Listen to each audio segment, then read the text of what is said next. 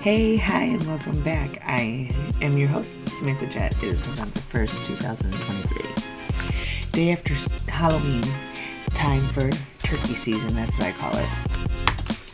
And mentally gearing ourselves up for Christmas.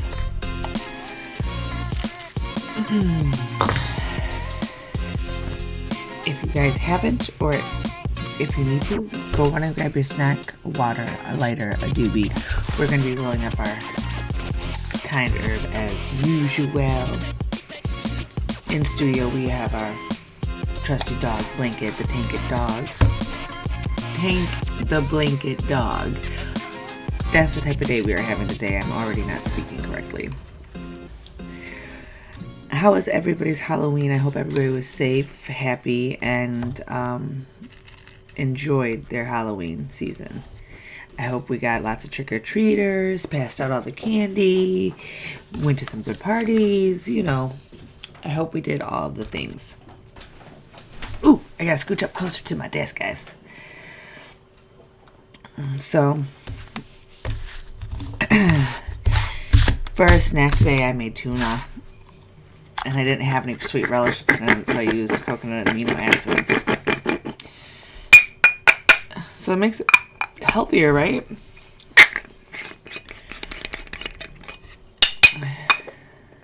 Today is only Wednesday, but yet it feels like a Monday. I feel like I have started the week over. Not just because yesterday was Thanksgiving. Oh my Lanta, you guys. That's only because yesterday was fucking Halloween.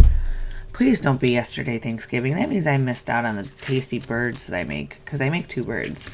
We do a medicated table and a non-medicated table. Because I like to, I have this thing and I started it a long time ago. If I'm going to eat fattening food, it has to be medicated. So that's why that's my excuse for always eating edibles and things like that. I don't eat candy like a normal person. It has to be medicated. So I had started it a couple of years ago by myself, me and my dad, to be honest with you. And they caught on, so now that I have Friendsgivings, because we don't celebrate Thanksgiving like normal in this household. Due to our indigenous roots. It's a certain level of, I don't know. This doesn't feel natural to me to celebrate this. So, but I will celebrate a bird. I happen to like turkeys. I happen to think they're pretty. I happen to think they taste good. I happen to think that they're an important part of our cold weather here in Michigan. Any excuse to make a turkey bird is a good excuse, in my opinion.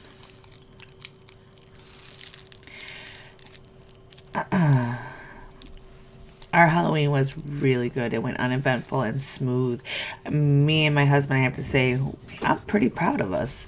We did a pretty damn good job. And this is the first Halloween I can say that we didn't fight, argue, or I didn't make a big deal out of everything. And so I deserve a pat on the back. Win-win. Yesterday, I attempted to jump on and I was going to record, right? I was going to record and I was going to be able, and I was going to, say something.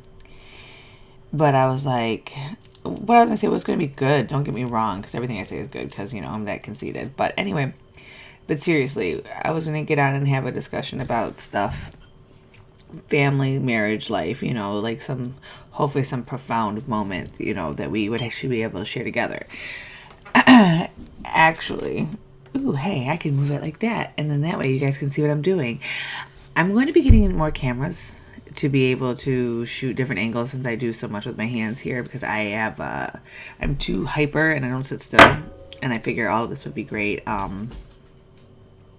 stimulation for y'all. Anyway, so I was gonna jump on here and I was gonna say some profound shit or something, and I was kind of struggling. It's because when I come on here, you guys, I don't come on with a topic. I kind of just speak from my bowels.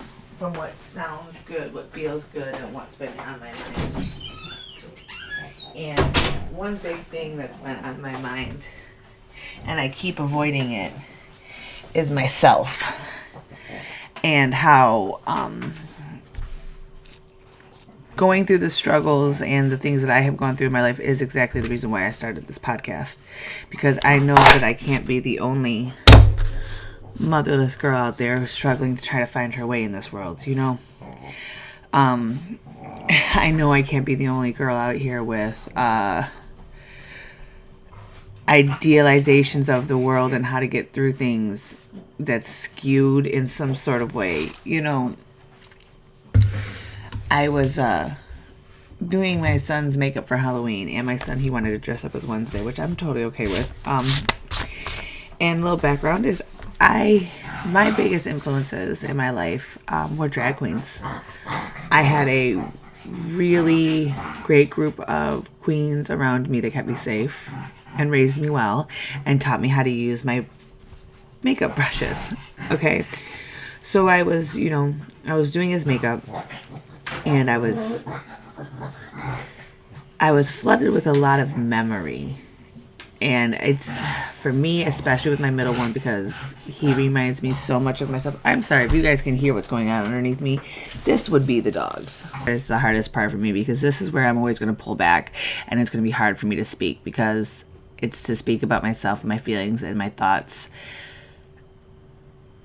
And I don't do that very well. It's cringy to me, because I was brought up in a household where my thoughts, feelings, and opinions did not matter. Which is probably why I was so loud in my adolescent years. So with that being said, as I was doing my middle son's makeup, and I was putting in full effort to be able to, contour his face and do all the things that he wanted his face to resemble that of, Jenna Ortega Wednesday.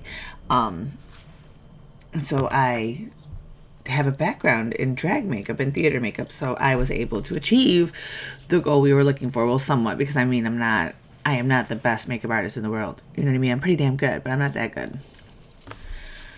And I can, did it test me?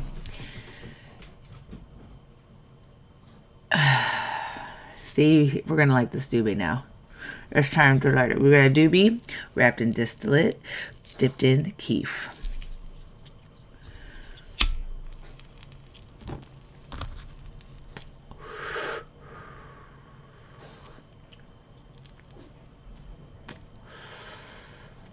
So, with my son, I had one of two ways to do it, because my son, he is the one that reminds me most of me. He is the most difficult. He has the most behavioral issues, and it's not that he's a bad kid. He is defiant. Because that's just his personality. He will question everything and try to do anything you tell him he can't do. So you have to be selective on how you speak with him. With him, he is my hardest thing, because he is so much like me, and he reminds me so much of myself when I was his age. So, Halloween was always very special to me, and I would always look forward to it. And I would always come up with some sort of costume that borderline either on the shocking or the different, okay? Because I always like to get a reaction out of people. That night was just plain different, okay? And there was nothing wrong with that. So I would always get in trouble because I would do something mischievous, whether it be in school, to my siblings, whatever. I would do something and I would get in trouble. My parents would take the punishment to the extreme, to where it borderline abuse. So I can't remember how many Halloweens I had while getting makeup put on my face for whatever vampire witch costume I was having the makeup being put on top of my tears and my swollen face, because I had either gotten smacked in the mouth or smacked in the head or something. So I'm smelling something minty. That's why I keep grabbing a drift of. So for me, getting my makeup done and putting my face on was very traumatic, and it was very hard because, yes, I did get myself in trouble. However, what I had done to get in trouble usually was something that I was trying to do to be funny, and it was a failure. And instead of just having the punishment match the crime, my parents would take it overboard. So therefore, I would always end up getting makeup put on my face while in tears and upset and swollen in some sort of way. And it would never fail that I would have a stepmother the entire time putting my makeup on, being very, very ugly to me. Saying very ugly things to me like, oh, your blubbering face is why I can't put this makeup on. Oh, this, that, and the other. Like, just really nasty phrases and words, okay? And unfortunately, it sucked. So while being able to do my son's makeup for Halloween, and mind you, he got in trouble at school the day before. He tried to pull a prank in the class and it failed, and he got caught and he got busted, and he had to admit to it and write a letter of apology and everything and read it to the class, which he did. But right then and there, I had the moment where I could either have handled it the way it was handled with me, or handled it the way that I wish that it would have been handled for little me. And of course, I took the latter, and I did a combination of the two because I wasn't just going to let him get away with it. But I also did not ruin Halloween for him. Which for me is, it kind of means a lot, because as much as I grew up saying, oh, I would never do this or that to my kids that had been done to me, I have repeated some of the same actions that have been done to me. And it's through repeating those actions and being able to see what I was doing and stop in the middle of while I was doing it is what drove me to seek out other influence and other information. Like I can remember vividly screaming at one of the kids or yelling at one of the kids and like having them being like looking afraid of me and stuttering for words and like this total emotional moment for all of us. And I can remember stopping in the middle of it and just looking at my child and just like feeling the feeling inside of me and going, I can't do this. I'm literally repeating my childhood all over again. And it wasn't even for my children that I had to stop it. It was more for me. I couldn't put me through that no more. I had barely survived my childhood, my teenage years. I had barely made it or got it through. And why the fuck would I choose then to continue to go down the same path that I fucking already survived? Like, here, let me get out of hell real quick. Let me, singed eyebrows and shit. Barely fucking making it. And then to come in here and, like, repeat the same action? Like, what fucking sense of insanity does that, like, bring? So, I mean, I tried doing what I was told and what was taught to me, only to discover that, like, dude, it didn't work for me when I was going through it. Why would I put a whole another generation through this shit? And that's when I picked up a book. I picked up a book on parenting. And that's really what it started with. I picked up a book on parenting. I picked up a book on my heritage because I was adopted, and being adopted, you don't know certain cultural parts of yourself. And I don't care how many people want to agree or disagree. Don't care. There are certain things, no matter what, culturally that are in us from our DNA. And if you're somebody who's adopted or weren't around your family, your people, to pick up on any of the traditions, no matter how small they are, you don't really have a good sense of self, because you just have things that you picked up from others around you to try to like succeed, mimic. But when you try to finally learn the way of your people, it gives you a sense of stability and grounding, that like a place to start from, and when I finally decided to make the choice to go on this, I had to discover who Samantha was and figure out who I wanted to be and execute it. And that's kind of where I've gotten into now. And this Halloween, honestly, 23 is the first year that I've been honestly being able to see the patterns, the cycles, the intricate web that I have weaved. And I don't want to say I understand it because nobody really totally gets it. That's the whole point of the game, right? Is to beat the levels. So I feel like I'm like leveling up, if you will.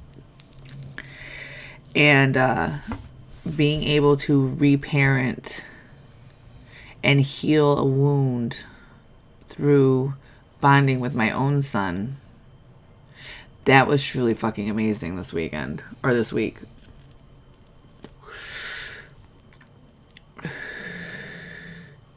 Because when I was a child, because Halloween, when you, especially like for girls, when we want to be princesses and stuff, and we ask to wear makeup and the lipstick and the eyeshadows and the things, that is our introduction into like feeling good about ourselves. So your guardian at that moment in time, whomever's teaching you how to apply makeup or putting makeup on you for the first time, really has the ability to either lift you or crush you. And with mine, I was crushed. I can remember a time and place when I would never wear red lipstick. I would never wear red lipstick because I had a step parent put red lipstick on me for some sort of event. And as they were putting it on me, they said, "I can't believe I have to put red on your lips. You have those big ass beep lips," and I'm not going to say the name or the word that she chose to use. "You have those big old beep lips. Now this is going to make them look even worse, like a whore." I don't know if I can say that, but I said it. So growing up, I was led to believe that because my lips were so full that if I brought any attention to them, it would make me look ugly to others because my full lips were not pretty, which is beyond full fucking truth because as we know, lip filler is a real thing. And I have since had my lips done to make them a little bit fuller. And I wear red lipstick all the time, but it took me about 2 years of having to surround myself with full lifted women wearing red lipstick to know that it was okay to wear it. Even in my 30s, I was afraid as if I was going to be under some sort of underlining trouble. And that right there tells you exactly how the things we can do to our children really do affect us into an adulthood. The only difference is we become adults, we choose to not see that.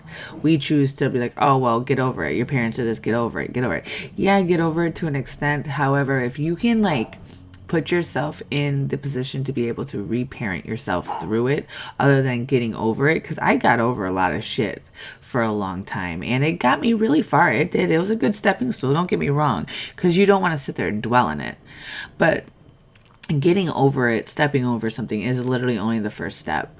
If you are able to, and by stepping over things, getting over things, make yourself a little stronger each time you step it over, you're going to have to eventually go back and pick it up. Because you can't just leave shit laying around. You're going to trip over it eventually again because it's a circle. It goes around.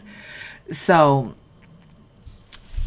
being able to kind of recognize that and see it and find instances that I'm able to reparent myself through it is really empowering and it's a really beautiful thing.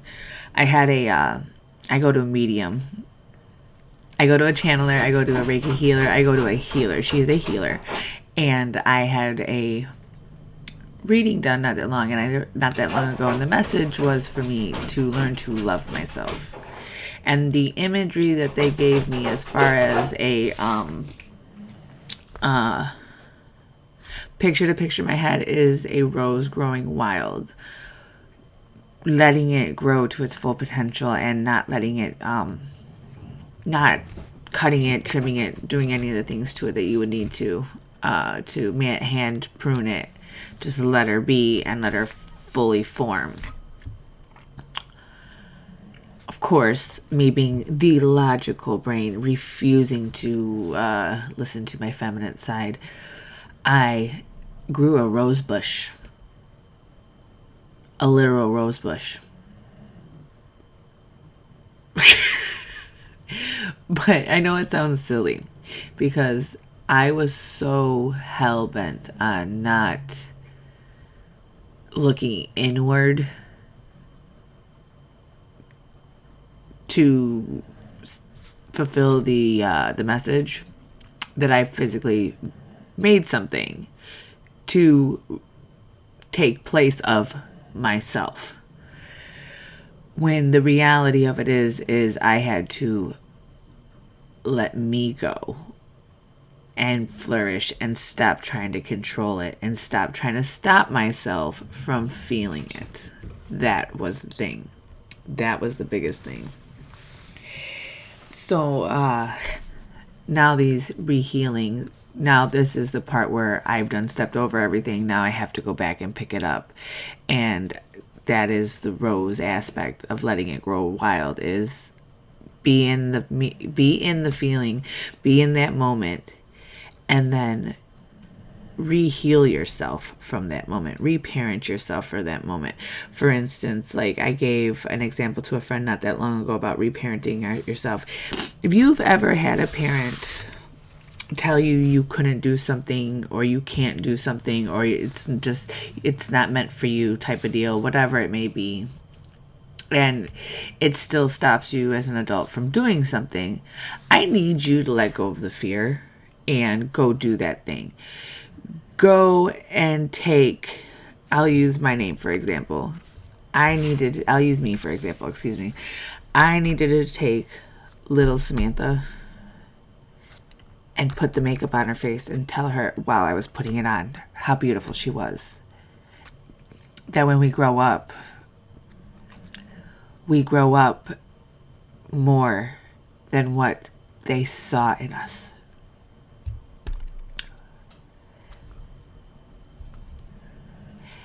And then continue to apply the makeup on.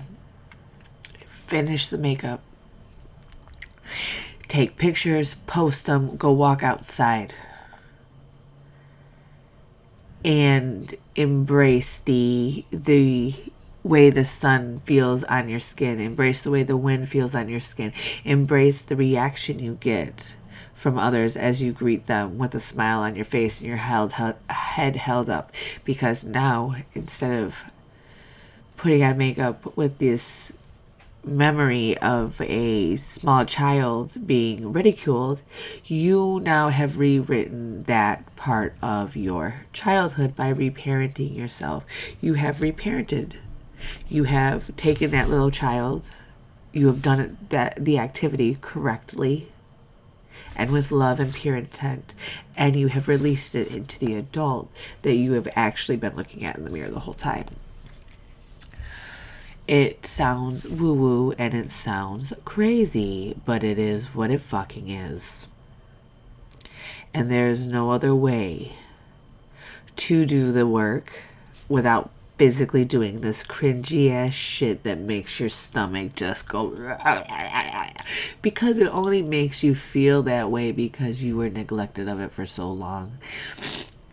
And it's very true. You cannot go back to your parents and be like, you did this wrong, you did that wrong, you did this, da da da. You can't do that because that's you going outside of yourself again for anything, for validation. You going outside of yourself for answers, okay? And you can't get answers from somebody who never had the tools to even teach you how to use the tools. Do you know what I mean? Like, your parents didn't have the knowledge or the know-how or the abilities, okay? You had to go and teach yourself after you got done with being taught by them how to use the tools. So you've already kind of come one step ahead. So do not go back trying to give the tools to your old teachers. That's not your job. That is not your job. You don't owe them that. All you do is owe it to yourself to heal yourself and to really be present with yourself. Because when you do that, things tend to flow in a way that are conducive for the person that you are building by healing the broken person that they have created. And it's amazing. I really apologize for my dogs barking in the background. She wants to come in here and mess with Tank, and we're not doing this.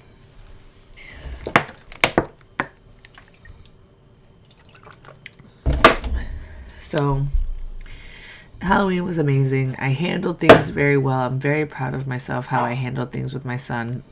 between his punishment at school, between the Halloween thing, because yes, I could have taken Halloween from him as pure punishment, but that would have meant taking it from my other son, from me, from my husband, from my mother-in-laws. Like, there would have been like a whole group of people that would have been affected by that choice, and that was just not a conducive thing to do. Why should all of us miss out because one person decided to pull a bad prank? So, with that being said,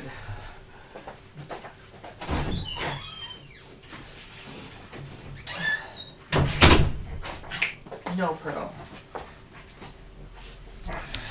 With that being said, we're gonna light up this doobie the rest of the way. It is cold. It was so cold for us Halloween last night. It was like snowing cold. I'm not even lying a little bit.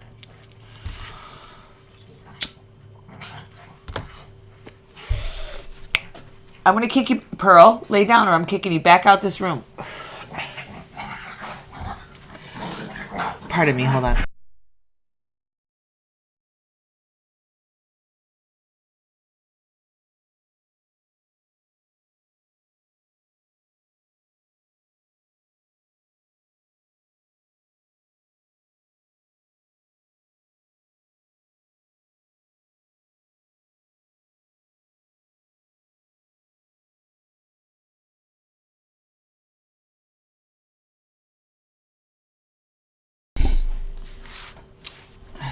So let's smoke this Juby. Don't judge my broken nail. I have to do nails. I did a client's nails today. I got the oh, that's what I'm smelling. Oh my Lanta. I've got the green matcha tea hibiscus facial oil cooking in the crock pot. I'm like, why do I keep smelling that? And it's the oil. Okay, now it makes sense. I'm over here thinking I'm losing my mind. Oh. I spent so long trying to and I hate when this, I mean, I don't hate when this happens. I love when this happens in university. You can keep doing it. I could always tell somebody what they shouldn't do or how to do stuff because I knew it was the same thing that I would do if it were me. So I have spent so many years trying to build up the people around me to be the version of myself that I wanted to see in this world. And nobody could do it because I had to do it.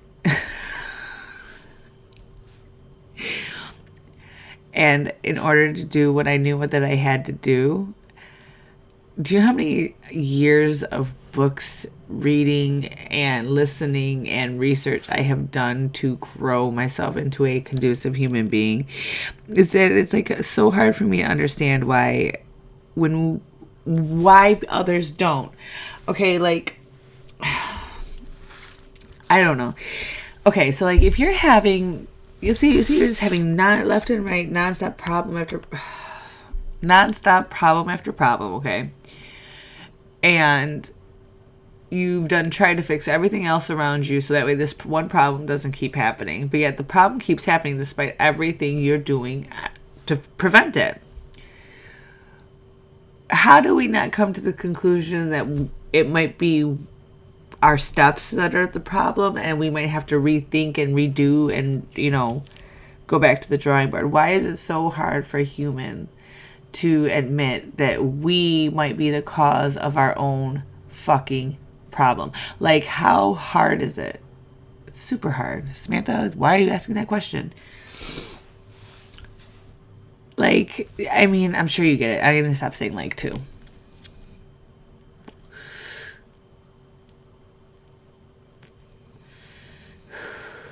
That's also why it took me so long because, oh my Lord, I thought I had it all figured out. I thought I knew exactly what I wanted. Well, okay, I knew what I wanted. I do have it all figured out. What I thought I knew was how to get there. I didn't know how to get there because what I had built in my head didn't even exist because it was a life that I, myself, had never lived, seen, or heard of before. That's the fucking thing. And I have had to lead through the fucking darkness, just stumbling all over everything.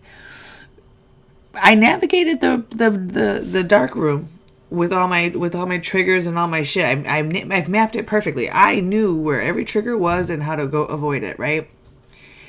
But I couldn't get out of the fucking room. Off in the distance, I could see a little fucking light, a little flicker of light. It was out the window, down the street, and around the corner, okay? But it was such a dark area that I was in for so, my neighborhood was so dark and just filled of dodging shit that I couldn't get to the door to get out. So now that I have chosen to go back and pick up the triggers, clean them off and put them away where they need to be, I'm not having to dodge anything. And what I'm noticing is every time I remove one of the obstacles out of my path, I'm getting closer to the fucking door. Shit, I almost feel like I can smell the fucking smoke from the candle wick. Do you know what I mean? Like, that's how close I feel like I'm getting towards the light. And whenever, like, I wake up and there's another obstacle in my way, like this morning, oh Lord, I woke up with a real good one. Oh, ho, ho, ho. And here came this obstacle at my door. It was at my door, and I opened it. I took it. I said, thank you. I got it. Appreciate it. Put it down. I normally would shut my whole day down like, it's the end of the world. This just happened. Nope. I took my shirt off because I had a hot flash.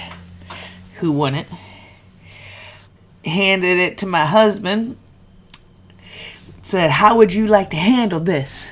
Mind you, my husband has his own set of issues going on, so he has a different reaction to shit than I do. Okay, my normal reaction, like, how do you want to handle this, husband? Wait 3 seconds, no response. Huh? You mean to tell me you don't know how to handle this?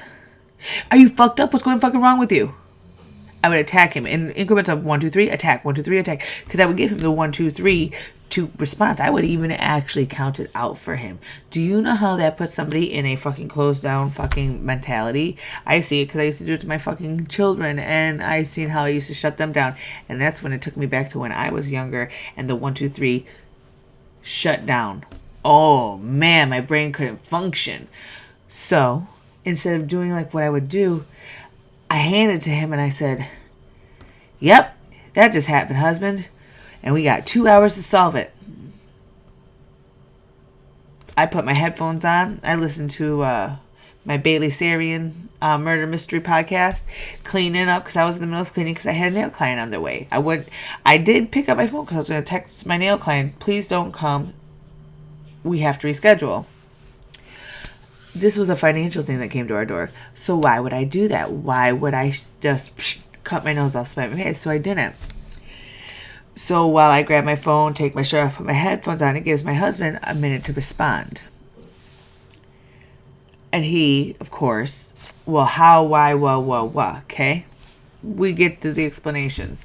He has a little bit of an attitude, as he fucking should, because what just happened, okay? So then my normal reaction when he starts like that is like, he's blaming me. Oh my God. Because I've always been blamed for everybody's shit my whole life. Dude, swear to God. So then when it came to me meeting my husband with the way he handles his stress and anger, I used to take all those fucking those things that he would say out of his mouth and take them from him as if like, yes, may I have some more? And I'd put them all on me. You know what I mean? Like fucking designer fucking label shirts. And I would sit there and cry and feel cruddy about myself. But the reality of it is that was my husband's vent. I technically didn't even need to be there to catch any of that. I could have just simply have been in the fucking room doing my own thing, let him get it out, and then addressed him. But because of my own trauma and trigger, I would always take it and put the shit the fuck on as if he was attacking me and blaming me, as if I had to solve the problem and make it all better for him, which was so fucked up. 2 people responding off of a trauma, off of childhood trauma. bouncing off of each other. Ding, ding, ding, ding, ding, ding, ding. Makes no fucking sense. No wonder we spent fucking 15 years wanting to kill each other and me trying to stab him with a goddamn spoon. Swear to God. Swear to God. So, my headphones are on. I'm still cleaning. I'm still doing what I did. I put my phone down. I give him the chance to vent and get his thing out, get his emotion out. And then meanwhile, while I had my headphones on and he was doing his processing, I was doing my processing of coming up with a game plan. Came up with a game plan. I said, and I took my headphones off and I said, listen, I have an idea and I want to bounce it off of you. And if you don't respond right away, I'm going to take it as you're okay with it.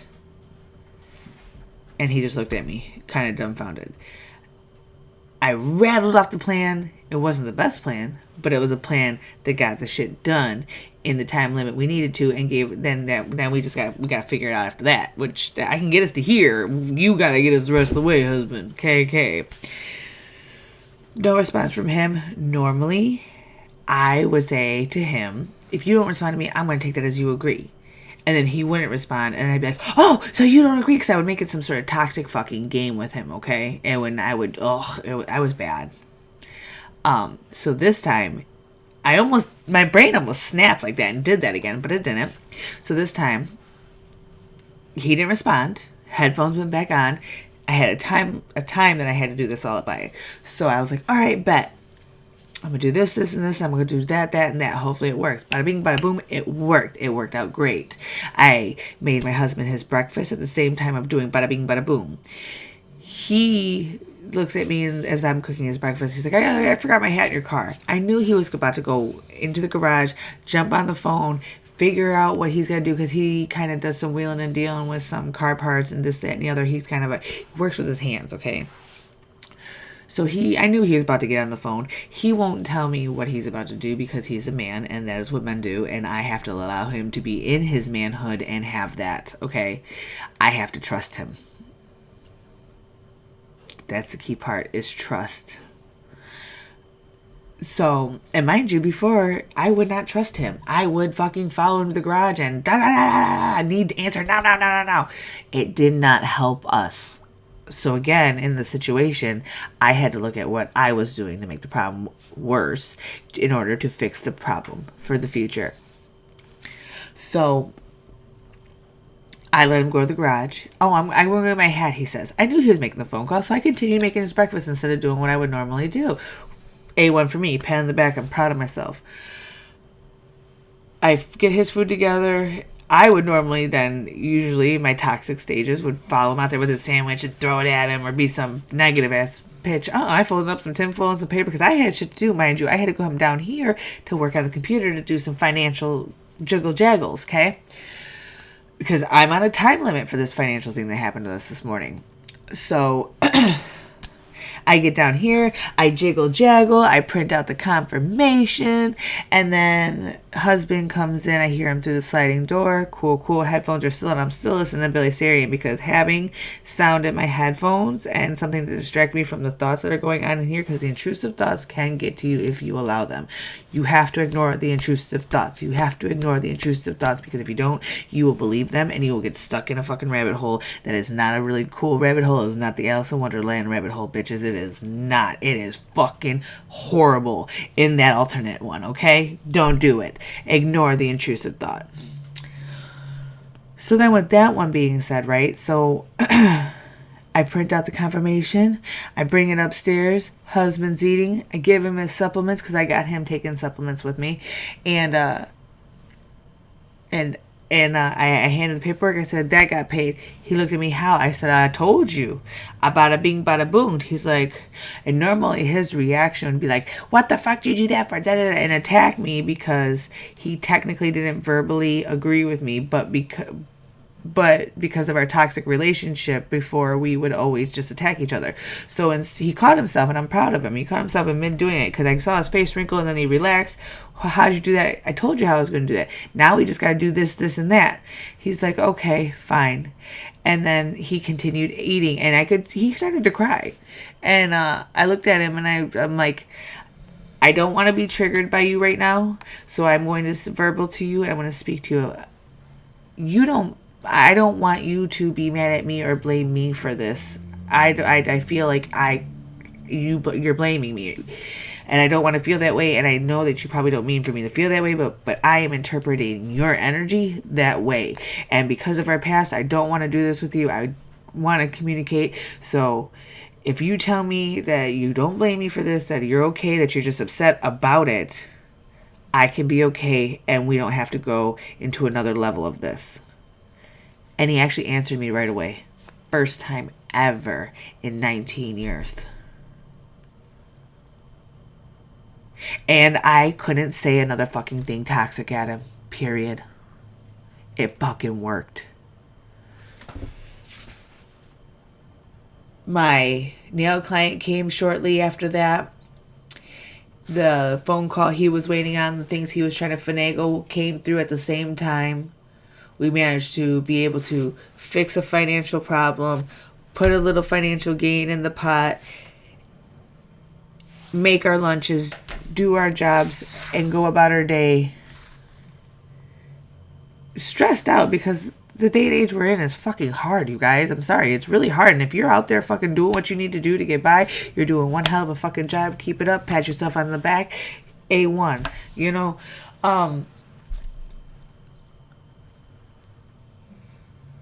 But we were able to get through it without having to attack each other. And that today, this morning, that was the first time I think that's ever happened. And it happened because I communicated how I was thinking. I did not let my emotions cloud my fucking judgment. And I did not allow the triggers from being screamed at in my past come up today. Because I'm trying to pick up that trigger in this dark room. The one that makes me scared and have to fight every time someone yells at me. I'm picking that up and I'm putting it away. I actively am working on it. And it's not easy, but it's fucking doable. And it literally means when you see yourself engaging in activity or behavior that was like your abusers from your past, you stop yourself in the middle of it and you do the fucking opposite. And if you do that enough times, you will develop a new habit and you will be able to break the cycle. I am now 43 minutes in. That was pretty exactly what I was thinking about for the last 2-3 days on how I exactly wanted to get it out. And I wasn't sure exactly how I was going to get it out or where it was going to come through or how to force it out. But I did it. It's not easy being accountable for yourself. It's not easy disciplining yourself. It is not easy to become the person that you know you can become. And you can be whatever the fuck you want to be. Within reason. Because let's not go overboard as we have. Not sponsored by, but would like to. Bang, bang. We're going to light the rest of this doobie. It is 3:06. The children should be coming home soon. Grandpa's picking up.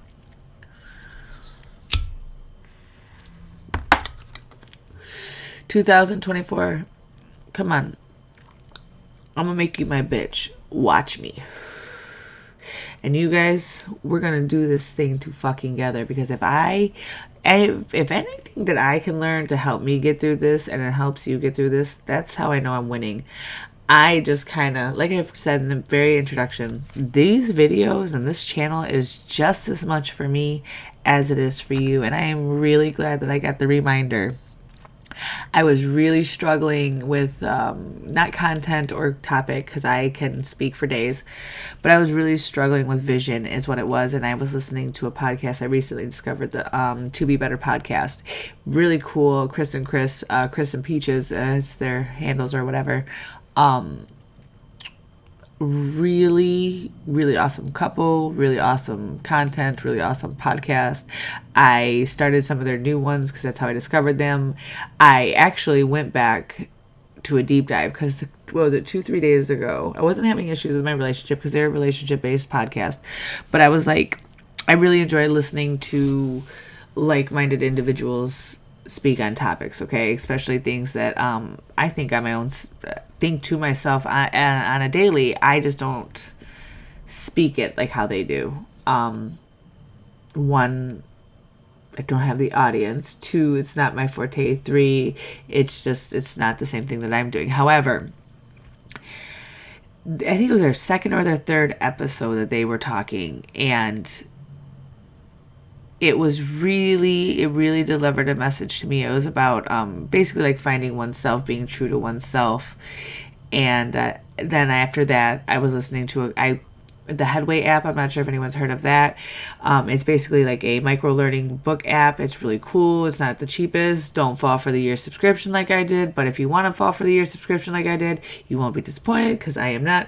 So the universe had lined up the To Be Better podcast, Mind Mastery podcast, this certain book off of Headway, and it all was basically putting into retrospect of one's truth. And I had been struggling with vision, where do I want this to go? Where do I see this going? What do I want for myself? Because I can start a project, but the follow through is where my fucking lack is. It basically reiterated and put into the fact of discipline and structure and doing it no matter what. That's my biggest downfall. So it was really good for me to be able to have universe line up this this playlist, if you will, to keep me motivated, to keep me going, because it kind of did. I don't think I would have been able to have the insight I had these last couple of days had I not been able to log off of social medias and dive into some self-knowledge and self-reflection again. You have to check in with yourself every so often, you know what I mean? Because if not, you can go into autopilot, and you don't want to go into autopilot for yourself, because you'll forget why you're doing what you're doing. You'll stop working. If you go into autopilot for yourself, you will stop working. You cannot forget to remind yourself of why it is you do what you do every day. No matter how little the reason, no matter how big the reason, no matter how many little reasons or big reasons you have, it doesn't matter the reason. You have to just remind yourself why it is you show up for you every day. Because if you don't show up for you every day, you're going to miss the bloom that you achieve. If you don't show up every day, you're not going to get watered, you're not going to get fed, you're not going to get taken care of, you're not going to be able to bloom. My rose.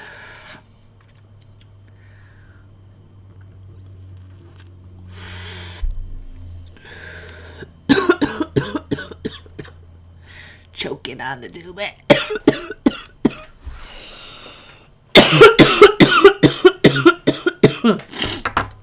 Oh, excuse me. Allergies, probably a little cold going on from being in the snow trick-or-treating.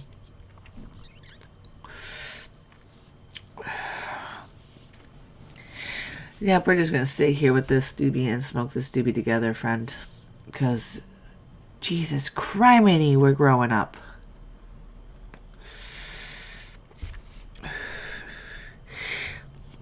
You know, it wasn't until I decided to give it up to universe that I would have thought it would have been easy to not change. You know, people say, oh, I'll never change. I'll never change. I'll always be me. No, bro. You gotta change. You might think it's hard to stay true to yourself, like stay true to stay myself. No, that's just easy. It's so easy, because once you fucking finally like open that floodgate to accept and welcome the change, you can't stop it. You have to hold on to your butt and like, woo. So let's hold on our butts together. Let's get through this fucking shit. Let's make this shit our bitch. Bitch. What's my favorite word? Bitch. Ooh, that might be copyright. Sorry. I can't help it. It's my favorite. It is. Whenever I'm working in my head, that's That's what's going on in my head. That's my ADHD song. What's my favorite bitch? So with that, if we know better, we do better. And if no one's told you yet today, you're doing a good job. And I love you. Go out and learn something. Make today better than yesterday.